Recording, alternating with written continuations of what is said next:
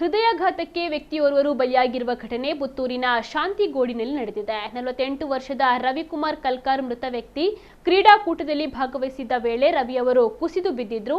ಆಸ್ಪತ್ರೆಗೆ ಸಾಗಿಸುವಷ್ಟರಲ್ಲಿ ಅವರು ನಿಧನರಾಗಿದ್ದಾರೆ ಎಂದು ತಿಳಿದು ಬಂದಿದೆ. ರವಿ ಕಲ್ಕರ್ ವಿದೇಶದಲ್ಲಿ ಹಲವಾರು ವರ್ಷ ದುಡಿದು ಬಳಿಕ ಶಾಂತಿಗೋಡು ಕಲ್ಕಾರ್ ಎಂಬಲ್ಲಿ ಕೃಷಿಯಲ್ಲಿ ತೊಡಗಿಕೊಂಡಿದ್ರು.